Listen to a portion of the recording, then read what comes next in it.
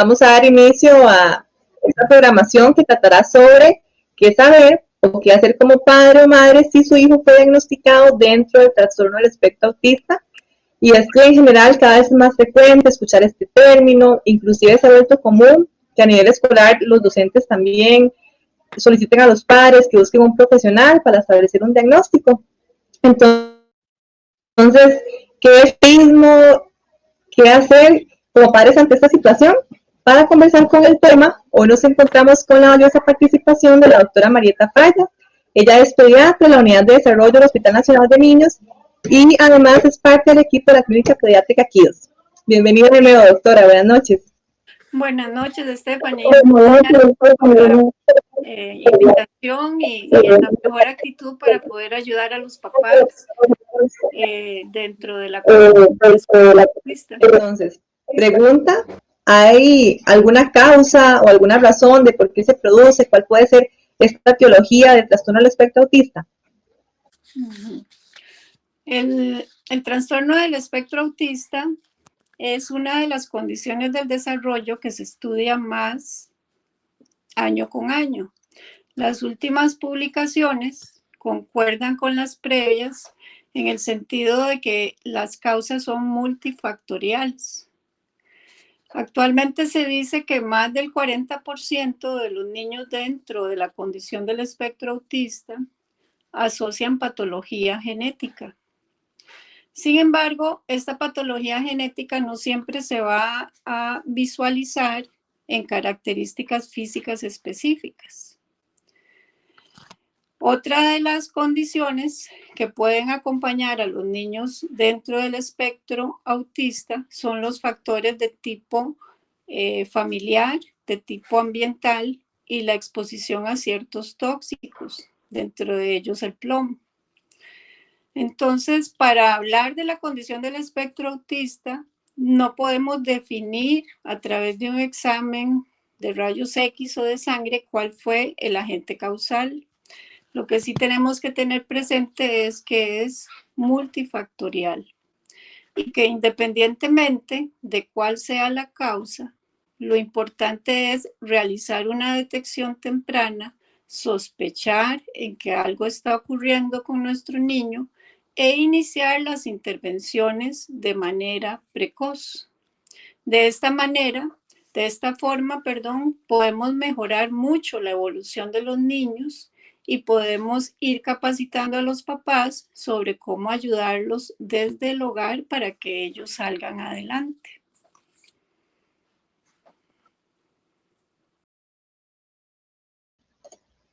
Ok, y de hecho, ¿qué signos o manifestaciones se pueden notar o qué podrían tanto las familias o los papás que sean que son el primer factor ahí, ¿verdad?, de semáforo que podría manifestar en niños comportamientos que ellos puedan inclusive acudir a una consulta, etcétera? Sí, es una pregunta muy importante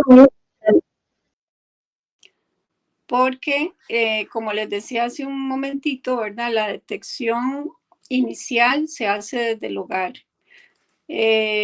Las publicaciones hablan que el 90% de los niños son detectados por los padres.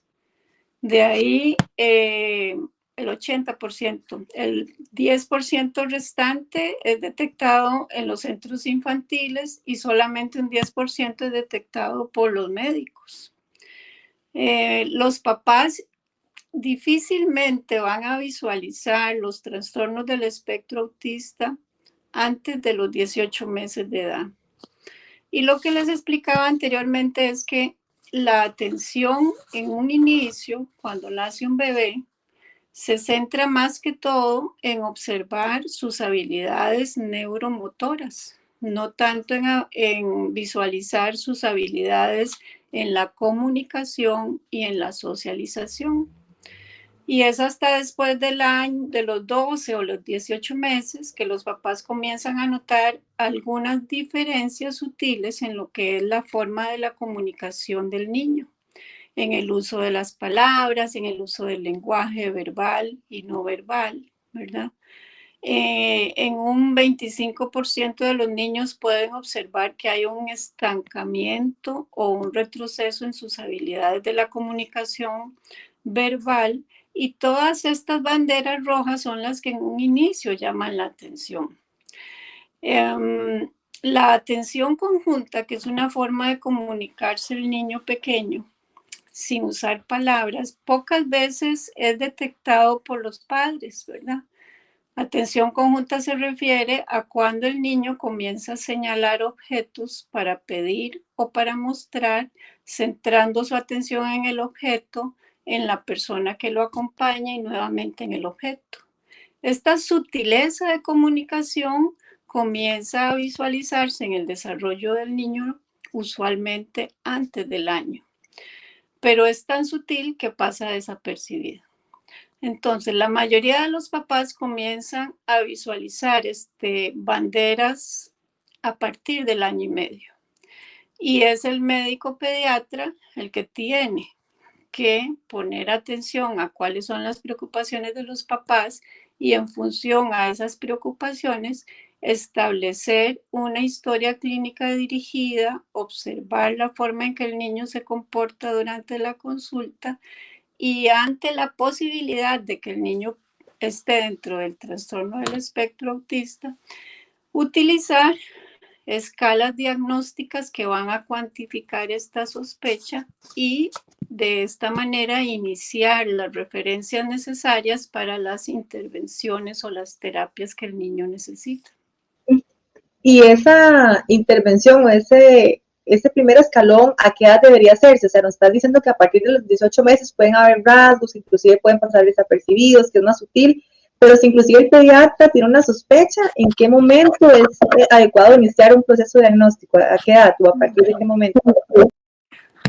Las recomendaciones o las guías que nosotros utilizamos en nuestro país se basan en las guías americanas. En la Academia Americana de Pediatría, desde hace muchísimos años, tiene estandarizado lo que es el tamizaje del desarrollo infantil a los 9, a los 18 y a los 30 meses de edad del niño. En esas 3 edades, todos los médicos deberíamos de hacer una historia clínica dirigida sobre los procesos de la neuromadurez y específicamente sobre la detección de autismo. En Costa Rica ya está normatizado que a los 18 y 24 meses de edad del niño se debe de realizar una historia clínica dirigida, una exploración dirigida del niño en su comportamiento o conducta durante la consulta y una aplicación de una escala estandarizada para ver si hay banderas o factores de riesgo para el desorden del espectro autista. Y un diagnóstico formal, en caso de haberlo, ¿a partir de qué edad se puede hacer? Idealmente, los niños deben de estar diagnosticándose antes de los 3 años. Pero el diagnóstico definitivo, según las guías que nos basamos de la Academia Americana, aparece alrededor de los 4 años.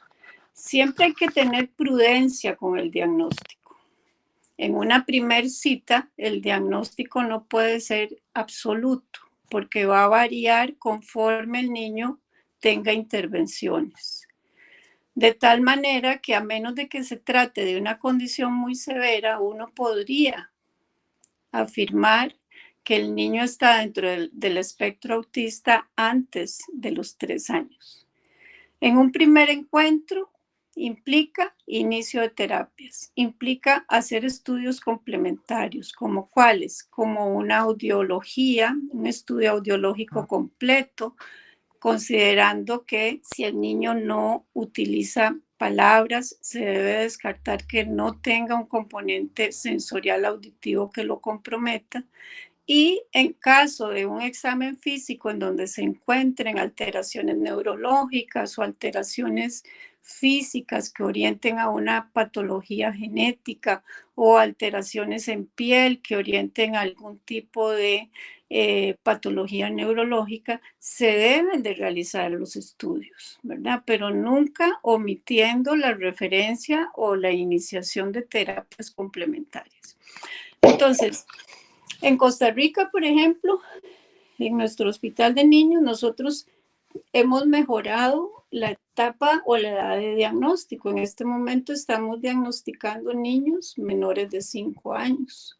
Ha ido mejorando la edad de diagnóstico temprano, pero sí es muy importante tener claro que de los niños que uno detecta en etapa temprana, antes de los 3 años, dentro de un probable espectro autista, va a haber un porcentaje no muy alto, pero existe una posibilidad de que el niño con las intervenciones y con la exposición social se salga del diagnóstico.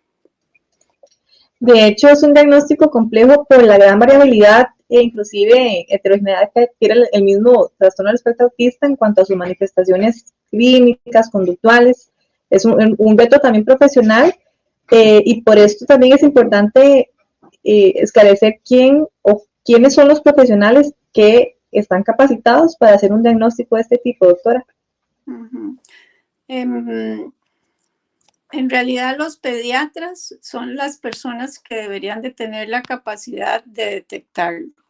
Y la confirmación diagnóstica la debe de hacer un pediatra con más entrenamiento, ya sea con experiencia en lo que son los trastornos del desarrollo, un neurodesarrollista incorporado ya como tal, un psiquiatra infantil, ¿verdad? Neurólogos infantiles que tengan expertise en el diagnóstico, no, ¿verdad? No todos la tienen, pero algunos sí se han enfocado en el diagnóstico y la han desarrollado. Básicamente el diagnóstico corresponde al área médica. Okay. Y en cuanto a los grados o las definiciones del diagnóstico, que es una duda muy frecuente también que tienen las familias, ¿cómo se clasifica esta condición? A partir del 2019, con la introducción en el 2015, finales del 2015, se hizo la última revisión de la clasificación con el DSM-5. Empezamos a hablar ya de los niveles, que son 3, van del 1, pasan al 2 y terminan en el 3. El nivel no traduce severidad en cuanto a que necesita más o menos terapias. El nivel lo que determina es el grado de intervenciones que el niño necesita. Entonces, en este momento, el desorden del espectro autista contempla 2 grandes esferas, que es la esfera de la comunicación y la esfera de la conducta. La comunicación lo va a conducir a una dificultad en la integración social y la alteración en la parte conductual lo va a conducir a conductas ritualizadas o estereotipadas. Entonces, dependiendo de qué tanto acompañamiento el niño requiera, nosotros podemos hablar de un nivel 1, por ejemplo, en la parte conductual, que son niños que se logran comportar súper bien, pero un nivel 3 en la parte de comunicación. O sea, no hay comunicación de ida y vuelta, no hay reciprocidad y no hay integración social. Entonces, desde el punto de vista médico, lo que nos traduce esto es que es un chico que va a requerir mucha intervención en el área de terapia de lenguaje aumentativa, va a requerir mucha intervención en la parte de terapia conductual para desarrollar destrezas sociales, pero en la parte conductual propiamente o sensorial, si es que hay un compromiso sensorial, la intervención se tiene que dar, pero no con tanta rigurosidad como las 2 anteriores, ¿verdad? Entonces, aquí el mensaje es que el grado no determina pronóstico y que un niño a través del tiempo va a variar en el grado dependiendo de la respuesta positiva que va a tener con las intervenciones terapéuticas. Y que nuestra meta como profesionales en salud y la meta de los papás tiene que ser que el niño vaya bajando hacia un nivel 1 y tener presente que al ser una condición, la misma es crónica, ¿verdad? Pero entre más funcional sea el niño, mejor va a ser su integración en la sociedad y el surgimiento de él en todas las esferas, más que todo logrando la autonomía, ¿verdad? Ok, entonces puede ser que un niño en una edad temprana tal vez fue diagnosticado un nivel 3, por ejemplo, en alguna área o en ambas, y que pueda pasar a un nivel 2, 1, ¿eso puede suceder? Claro que sí, esa es la meta. Sobre eso tenemos que trabajar. El propósito de nosotros como médicos es guiar a los papás, orientar, ¿verdad? Trabajar por objetivos. Esa es una de las cosas que yo insisto mucho. Cada una de las terapeutas que participan en el proceso tienen que tener objetivos medibles para ver si la intervención que se está realizando con ese niñito es efectiva o no. Y si no lo es, a lo largo del tiempo, en 6 meses, replantear nuevos objetivos o considerar un cambio en las intervenciones e incluso en la terapeuta. Hay que ahondar de manera multidisciplinaria al niño, ¿verdad? No podemos delegar únicamente la responsabilidad a la terapia. Tenemos que trabajar en un continuo 24/7, desde que el niño abre los ojitos hasta que se acuesta en la noche. El apoyo tiene que ser constante. Pero los papás, para saber cómo intervenir y cómo apoyar a su hijo, tienen que tener puerta abierta de comunicación con las terapeutas, ¿verdad? Y saber qué es lo que se quiere lograr, en cuánto tiempo se quiere lograr y cuál es la expectativa que yo puedo tener con el niño. Inclusive, doctora, no solo la familia con los terapeutas, sino los terapeutas entre sí, el equipo médico entre sí, ¿verdad? Trabajar de manera interdisciplinaria, transdisciplinaria para poder dar un abordaje correcto. Eso es súper importante. De hecho, el diagnóstico también, o sea, va en ese orden, es un diagnóstico complejo. Y esto que nos comentabas, que me parece sumamente importante señalar, es esa secuencia de los objetivos. O sea, hay un diagnóstico inicial que es el doctor que establece el diagnóstico también entrega un documento, ¿verdad? Un informe adecuado de exactamente qué fue lo que observó, ¿verdad? O sea, hay todo un detalle específico ahí para empezar a trabajar de forma interdisciplinaria. Es correcto. La clave del éxito para los niños con la condición del espectro autista va a ser el trabajo en equipo. Hay un porcentaje bajo de niñitos que pueden tener por su misma condición discapacidad cognitiva. En ellos el pronóstico es un poco más lento, ¿verdad? Llegan a mejorar, pero su proceso es mucho más lento. Entonces uno como médico tiene que pensar también que, por ponerlo en términos prácticos, de 10 niños con la condición del espectro autista, 1.5, según la última publicación de la academia, o sea, un 15% van a tener discapacidad cognitiva. Ha mejorado porque les puedo decir que hace 10 años, cuando estábamos hablando de este tema, la incidencia o el porcentaje de discapacidad cognitiva llegaba a un 40%. Entonces, ha mejorado gracias al diagnóstico más temprano y la intervención más temprana que se hace del paciente. Entonces, es una condición que puede venir acompañada de otras cosas y la discapacidad cognitiva es una de ellas, ¿verdad? Claro, de hecho, como padres, además de todas esas condiciones a nivel cognitivo, o cuáles son los principales retos a los que se pueden enfrentar las familias ante un diagnóstico del trastorno espectro autista.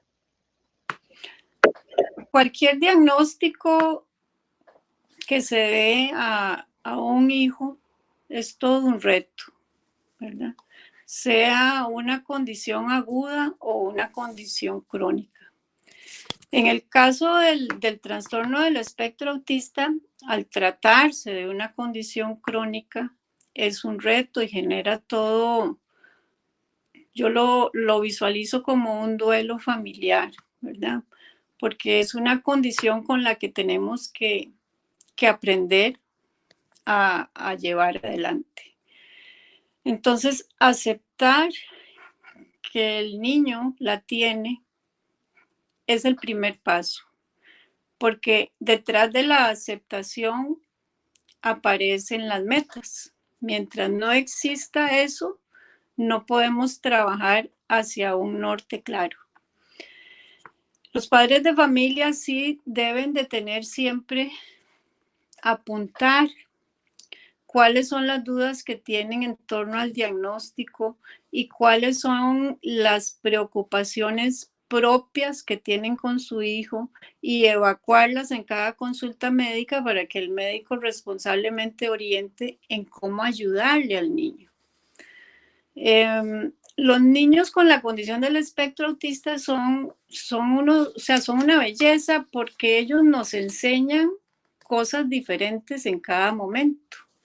Y los papás que conviven con ellos todo el día o la mayor parte del día son los que tienen que aprender a identificar cuáles son las fortalezas naturales de sus hijos y cuáles son las debilidades de sus hijos. Y sobre ellas trabajar. Trabajar potencializando sus fortalezas naturales como cualquier ser humano las tiene y trabajar para minimizar las debilidades que hacen que su integración social sea más complicada. Entonces es orientar las intervenciones de manera individualizada. Nosotros no podemos pensar que una condición que se llama trastorno del espectro autista se va a comportar igual en todos los niños. Cada uno es diferente, cada uno convive en ambientes diferentes, por lo tanto, las intervenciones tienen que ser individualizadas. El núcleo familiar tiene que participar en todo el proceso de recuperación y de integración del niño. Sí, correcto, ahí es trabajar, o sea, el reto principal, como decías, primero es afrontar todo el tema del diagnóstico y demás, pero además de eso es, pues, obviamente enfocarse en el área de alteración y de ahí, pues, van a surgir los diferentes retos, dependiendo de las manifestaciones ahí que se vayan dando, inclusive a nivel familiar también es todo un tema porque cómo hablarlo, cómo comunicarlo al resto de la familia, inclusive, doctora, usted con su experiencia en todo este tema, ¿qué nos puede traducir, verdad, de su expertise a nivel familiar con esas experiencias a la hora de abordar este tipo de situaciones? Como les decía, ¿verdad? Primero la aceptación y sobre la aceptación la búsqueda de apoyos. El médico que inicia los procesos de diagnóstico tiene que orientar al padre de familia sobre las necesidades de las intervenciones terapéuticas. Y es súper importante que los papás participen en el proceso de manera activa, que no sean solamente las personas que trasladan al niño, lo esperan detrás de la puerta y lo recogen 45 minutos después de la terapia. Tiene que haber una comunicación abierta entre el terapeuta y el padre de familia.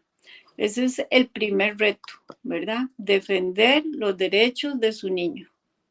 Para mí, ese es el primer reto que tienen los papás y sobre eso tienen que trabajar, ¿verdad? Ahora con ayuda con la parte tecnológica, ¿verdad? Podemos tener comunicación vía WhatsApp, vía correo. Si la maestra está muy ocupadita, puedes escribirle, ¿verdad? Pero esa comunicación constante, ese intercambio de materiales es lo que los papás tienen que enfrentarse día a día, luchar para que eso se ejecute, ¿verdad? Y tener siempre presente que ellos son los representantes de su hijo, ¿verdad? Y tienen que tratar que su hijo se integre a una sociedad de la mejor manera, pero tienen que informarse sobre cómo hacerlo. Y es que de hecho pediatría es también un punto que hay que esclarecer que implica operación de la familia. No es solamente el niño, o sea, la pediatría necesariamente implica operación de la familia para que ese niño pueda avanzar en cualquier condición, en cualquier diagnóstico, vamos a ver, a nivel general, siempre un compromiso de la familia es lo que va a conllevar a un éxito del proceso, es sumamente importante. De hecho, inclusive cuando hay niños más pequeños, es un tema que también puede generar como dudas de cómo abordarlo. De pronto sí hay hermanos menores o de pronto mayores. ¿Qué hacer? ¿Cómo explicarlo dependiendo de la edad, por lo menos a grandes rasgos, para igual empezar con esa operación familiar? Uh-huh. Es muy importante que la información fluya de manera natural. Que el padre de familia trate de dar explicaciones, digamos que de índole científico no va a tener ningún fruto, ¿verdad? Cada padre de familia conoce la sensibilidad de su familia y sabe cuál es la mejor manera de explicar los hechos. Los hermanos de los niños con condición del espectro autista suelen verse desplazados en cuanto a su importancia o rol protagónico dentro de la familia. Por eso es importante que se les explique que su posición dentro de la familia se mantiene igual y siguen amándose igual y siguen teniendo un rol protagónico dentro del núcleo familiar. Y explicarles que su hermano o hermana dentro de la condición del espectro autista igualmente lo tiene, pero necesita un acompañamiento más cercano. Entonces, es muy importante que los hermanos entiendan, sean mayores o sean menores, que ellos no van a ser los cuidadores de sus hermanos, sino que ellos van a ayudar a potencializar la mejoría del hermano, siendo solidarios, participando activamente de las actividades de la familia sin que se sientan delegados. Las personas dentro de la condición del espectro autista tienen que estar rodeados de seres humanos que acepten su condición, y la forma de aceptar la condición es conociendo que la condición existe, pero no viéndolo como una enfermedad, sino como una parte del niño que va a estar con él siempre, y que nosotros como seres humanos tenemos que aceptarlo a nivel de nuestra sociedad y defender sus derechos en una manera adecuada, sin sentir que los demás integrantes de la familia pierden importancia. Todo lo contrario, cada uno tiene un papel protagónico alrededor de este niño, ¿verdad? El asunto es identificar cuáles son las fortalezas de todo el núcleo y potencializar esas fortalezas. Claro, y otro miedo que puede surgir es cómo afrontar más bien la parte extra, fuera del núcleo familiar, el entorno social. Son preguntas difíciles, pero sé que ahí las están haciendo también, ya las vamos a repasar dentro de un momento. Y pues sin duda es algo que puede generar bastante estrés también en los padres y en las familias.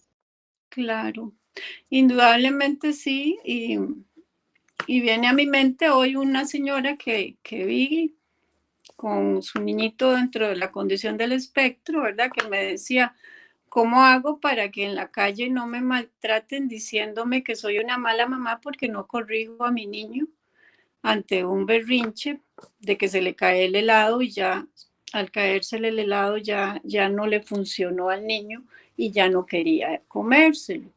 ¿Verdad? Y es que la estigmatización y el señalar a otros es muy fácil, pero estar en los zapatos de la persona que sufre, que tiene un niño dentro de la condición del espectro autista, que está tratando de salir adelante con su niño, que está tratando de comprender cuál es la situación que ocurre con él y por qué se comporta de una u otra manera, que esa persona sea señalada, sea juzgada o sea criticada porque haciendo una fila en el bus el niño no quiere esperar, es muy complicado, ¿verdad? Y era casualmente lo que al inicio yo comentaba, ¿verdad? Por eso es que cualquier condición crónica, ¿verdad? Implica un duelo, pero no podemos bajar la guardia, ¿verdad? Todo lo contrario, los padres de familia tienen que empoderarse cada vez más, tienen que visibilizarse cada vez mejor, ¿verdad? Dentro de un marco de respeto, dentro de un marco armonioso, potencializar las fuerzas para que los niños vayan tomando un rol dentro de la sociedad.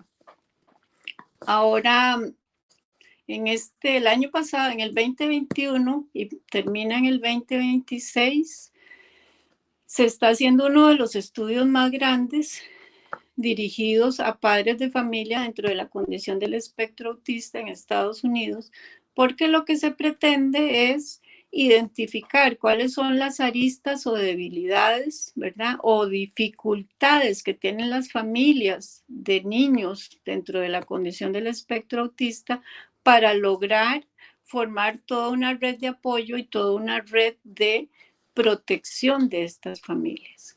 En Costa Rica se ha logrado mucho, ¿verdad? Cada vez vemos que los derechos de los niños con autismo se visibilizan cada vez más, pero todavía falta muchísimo por lograr, ¿verdad? Es una responsabilidad de todos, esta parte del entorno, ¿verdad? Del ámbito profesional, la actualización, inclusive, por ejemplo, este tipo de live, este tipo de encuentros en donde se expone toda esta información para que sea traspasada para las familias en ese empoderamiento que nos comentabas, y ahí las familias igual que tengan una adecuada red de apoyo, también a nivel escolar, etcétera, ¿verdad? Es una red que se va tejiendo, pero definitivamente tiene que haber toda esa armonía entre los profesionales, entre las familias, la sociedad, para que poco a poco se vaya sensibilizando sobre un tema que definitivamente pues tiene o alrededor de eso surgen muchos mitos y verdades. Así es, Stephanie. Es una lucha constante y creo que cualquier niño o cualquier persona dentro de cualquier condición, en este caso estamos hablando del trastorno del espectro autista, tiene el derecho, ¿verdad?, de tener un puesto preponderante en la sociedad, ¿verdad? Parte del no conocimiento de las condiciones que rodean o de las patologías que rodean a la persona, ¿verdad? Genera este tipo de reacciones tal vez un poco fuera de tono. Pero yo siento que este tipo de reuniones virtuales y no virtuales, ¿verdad? La visita al médico, ¿verdad? Los controles que tengan los niños y todo, es lo que permite a los papás irse empoderando poco a poco. Correcto. Vamos a pasar, doctora, a contestar algunas preguntas que nos han ido haciendo conforme transcurre la charla. Primero, vamos a ver. Ok. Un momento, por favor. Dice doña Ana Bolaños, doctora, muchas gracias por la explicación.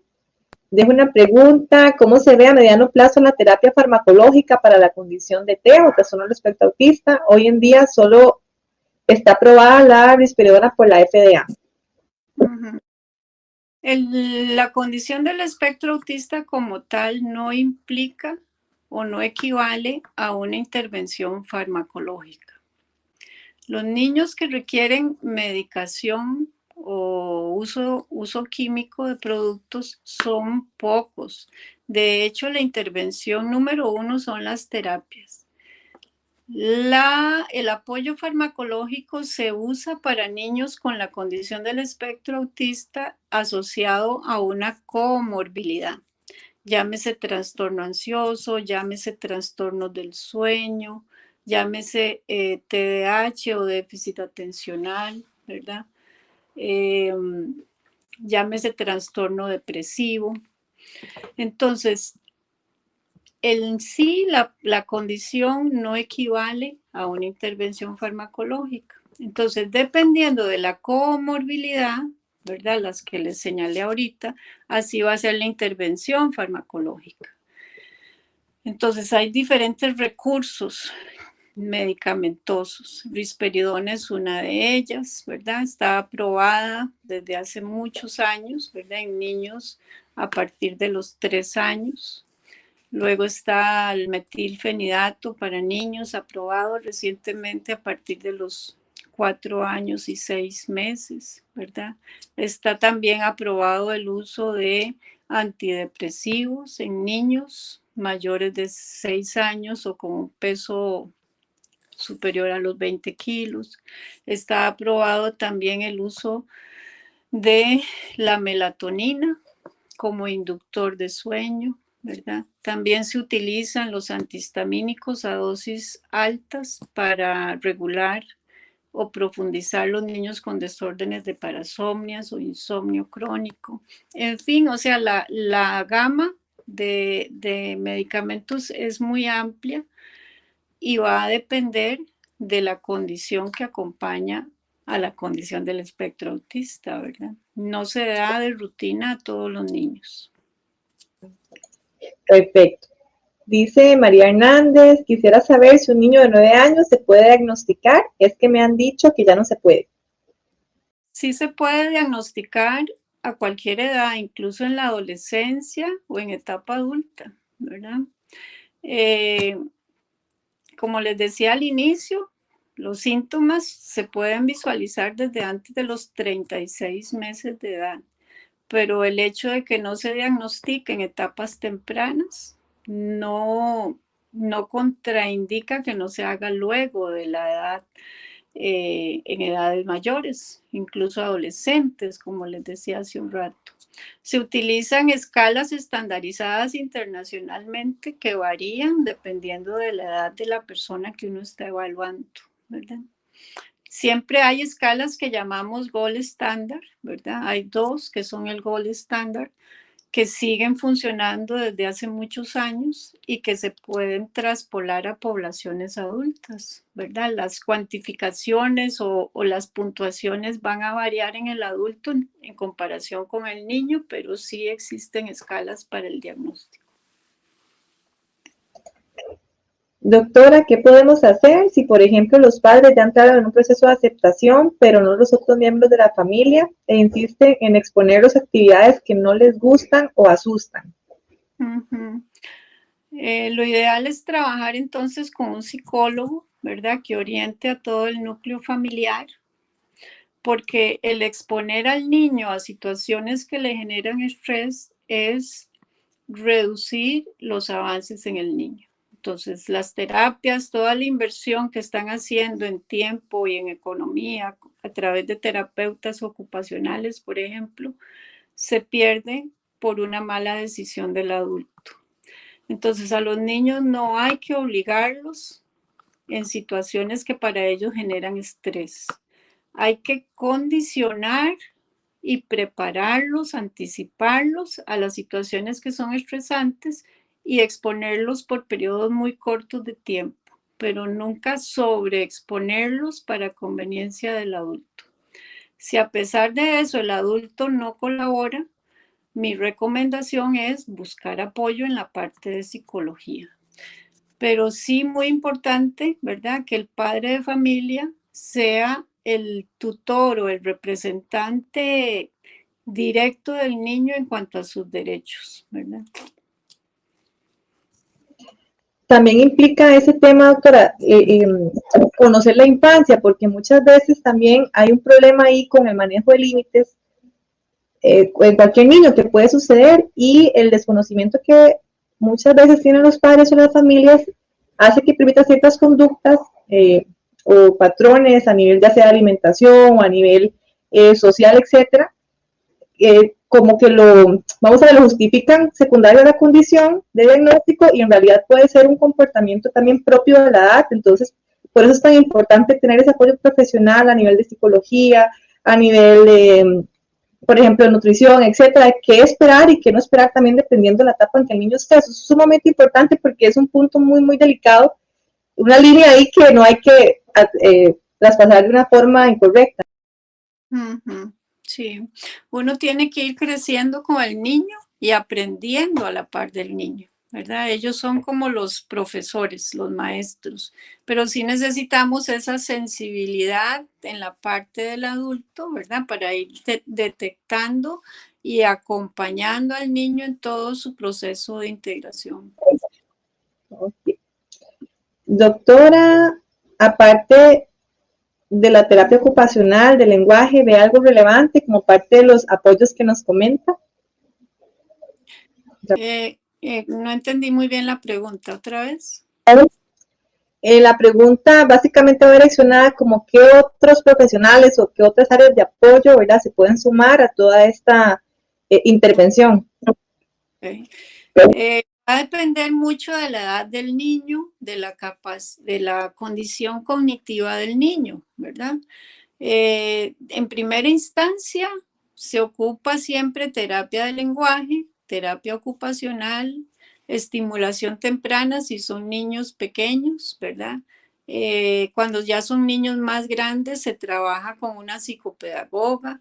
Si son niños que tienen trastornos en la parte de la alimentación, incluimos una nutricionista y una terapeuta de lenguaje sensorial, ¿verdad? En la parte conductual, si hay mucho componente de fobia social o conductas disruptivas o desreguladas, se trabaja mucho con una terapeuta conductual. Entonces, la gama de profesionales que ayudan es sumamente amplia, ¿verdad? Al igual que hace un rato hablamos de la parte farmacológica, en la parte de intervención terapéutica no podemos estandarizar como tipo receta que se ocupan tales y tales y tales profesionales siempre, porque eso va a depender de la condición neuromadurativa del niño, ¿verdad? De la edad en la que se está capturando, del entorno que rodea al niño, ¿verdad? Y de las condiciones de los padres en el proceso, ¿verdad? Entonces, las terapias sí, una vez que se inician, como les decía hace un rato, se tienen que cuantificar los avances, mínimo 2 veces al año, ver qué hemos logrado con cada terapia y, como les decía hace un rato, replantear objetivos, ¿verdad? O reforzar metas para lograr ir, para lograr que el niño vaya involucrándose dentro de una sociedad que en su mayoría no tienen la condición de él, ¿verdad? Pero que él puede perfectamente integrarse con las intervenciones adecuadas. Muy bien. Dice Marilu, ¿cómo puedo distinguir cuáles conductas están relacionadas del autismo de las que son propias de la edad? Hace un rato lo conversamos, ¿verdad? También para eso, pues el apoyo profesional para poder diferenciar, tener ese filtro de qué corresponde propiamente, digamos, al proceso de la infancia y que otras condiciones ya pueden irse sumando, pues que ocupen un apoyo como tal. Uh-huh. El, Sí, el desarrollo neuromadurativo típico, ¿verdad? Está estandarizado a nivel mundial.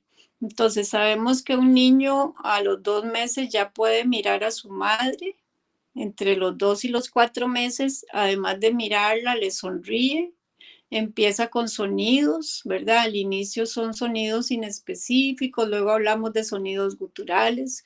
Sabemos que un niñito ya a partir de los 6 meses empieza con unión, vocalización de vocales, perdón, y luego de los 6 meses inicia con el uso de sílabas, ¿verdad? Aparte de eso, después de los 8 meses ya empieza a señalar para mostrar las cosas que le llaman la atención, empieza lo que se llama atención conjunta, cuando el papá le dice dónde está la luna y el niño la busca, mira al papá, vuelve a mirar la luna. Esos desarrollos sutiles en la parte neuromadurativa de la comunicación no verbal, ¿verdad? Y lo que se llama atención conjunta, son marcadores propios del niño que no está en la condición del espectro autista. Cuando algunas de estas características clínicas están ausentes, uno debe de pensar que hay algo detrás de esto que puede estar provocando una condición como la que estamos analizando acá en esta reunión.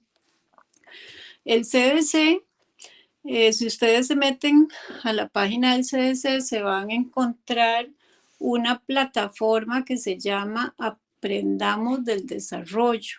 La pueden bajar del App Store, es gratuita y va a ir marcando qué es lo que yo como padre de familia puedo observar en mi niño según las etapas del desarrollo, sea la del desarrollo motor, motor grueso, motor fino, lenguaje, interacción social y en la parte de adaptabilidad o funciones ejecutivas del niño menor de 6 años. Entonces yo siento que, por ejemplo, en los libritos del carnet de salud, ¿verdad? Viene unas hojitas de color verde donde los papás van apuntando si el niño ya mira, si señala, si sonríe, si dice agú, si dice ma, si dice ta, etc. Eso también es una guía que les sirve a los papás, ¿verdad? Pero no tanto poner si lo hace o no lo hace, sino especificar en qué mes lo está, o sea, qué edad en meses tiene el niño cuando hace eso. Porque eso le va a ayudar al papá a llevar una cronología de los eventos típicos del desarrollo. Y cuando llega a la consulta con su pediatra, el pediatra debe de revisar eso y si está lleno de la manera correcta, le agiliza muchísimo los procesos en las valoraciones médicas. Pero sí existen ayudas tecnológicas que pueden bajarse gratuitamente y que le permiten, anotando los datos del niño, la fecha de nacimiento y el nombre del niño, y él le va llevando la cronología de los eventos esperados. Perfecto. ¿Qué profesional es el más indicado para un diagnóstico? He llevado a mi hijo a diferentes profesionales, pero ninguno me da un diagnóstico. Parte de lo que conversamos, pero tal vez tiene esta mamá una duda específica. El diagnóstico corresponde al área de la pediatría del desarrollo, ¿verdad? El diagnóstico del trastorno del espectro autista.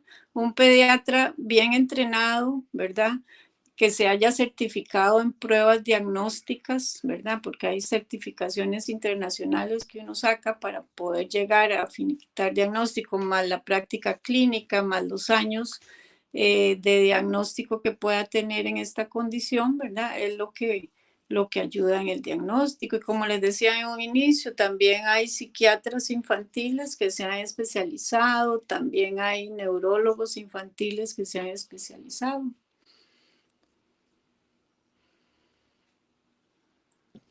¿Un niño puede tener dificultades solamente en la parte conductual? Dice Joa Solá. Para que esté dentro de la condición del espectro autista, tiene que tener dificultades también en el área de la socialización, ¿verdad? Solo conducta no es imperativo de la condición del espectro autista. Muy bien, creo que por el momento son todas las preguntas. Si alguien cuando ve este live tiene otra pregunta, puede dejarla en el buzón y con gusto ahí les estaremos contestando. Ha sido un rato sumamente provechoso, doctora. Muchas gracias por su enfoque, por su explicación tan clara, tan humana, tan profesional de este tema que es tan complejo de abordar, pero nos ha hecho un así resumen magistral de forma muy comprensible para todas las familias y por eso le agradecemos muchísimo toda su participación. Con muchísimo.